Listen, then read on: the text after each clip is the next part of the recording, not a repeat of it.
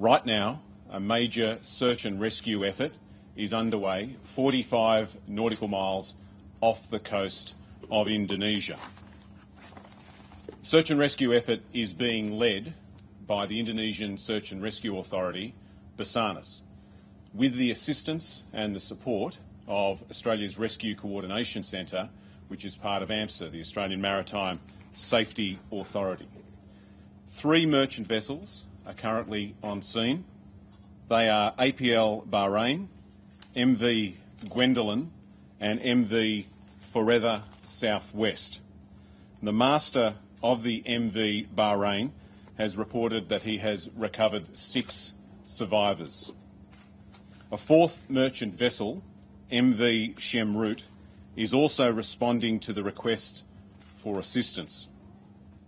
A Defence P3 aircraft is expected to be over the search and rescue area in about 1 hour's time. 2 Indonesian search vessels are heading towards the area. They're expected to arrive at 3 o'clock this afternoon, Eastern Standard Time. And HMAS Maitland has also been tasked to assist, and it'll arrive on the scene at approximately 4 o'clock Eastern Standard Time. Let me now go through a chronology of events starting early yesterday morning. At 4:20 a.m. and at 5:05 a.m. yesterday, RCC Australia received 2 phone calls from a person on board a vessel requesting assistance. In the second phone call, the person provided RCC with the vessel's location, approximately 8 nautical miles southwest of Java. They also reported that there were 150 people on board, including women and children. And they said that the vessel had engine failure and it was taking on water.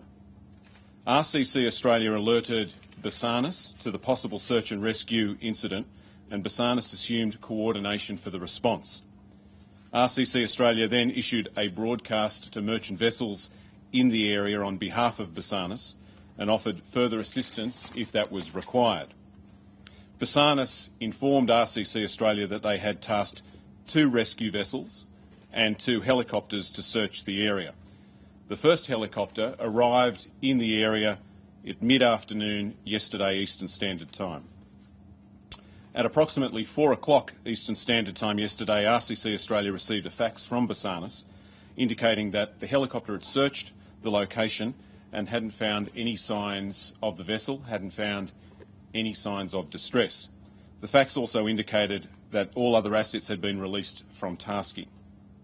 A Customs and Border Protection Dash 8 departed Christmas Island at approximately 4 o'clock Eastern Standard Time yesterday to conduct routine surveillance.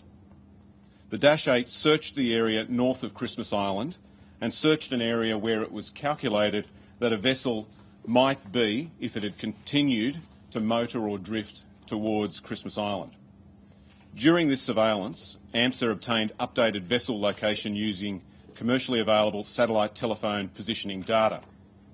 RCC requested Border Protection Command to release the Dash 8 to search this new potential area.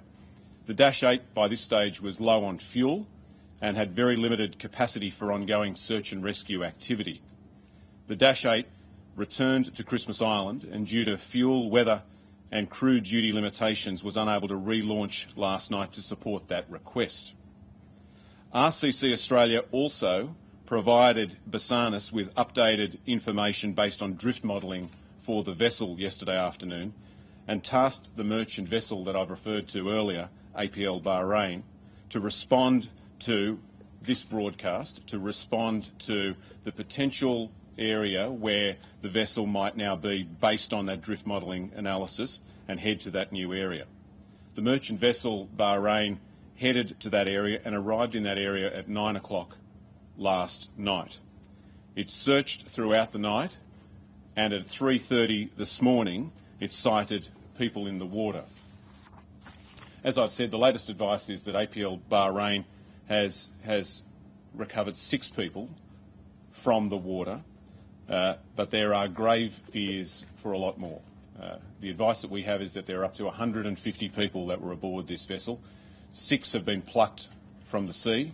We have grave fears for a lot more. There is a massive search and rescue effort going on right now just off the coast of Indonesia. It involves up to 7 vessels and 1 Air Force aircraft. The search and rescue effort is being led by the Indonesian Search and Rescue Authority, Basarnas, but we are providing every assistance that we can.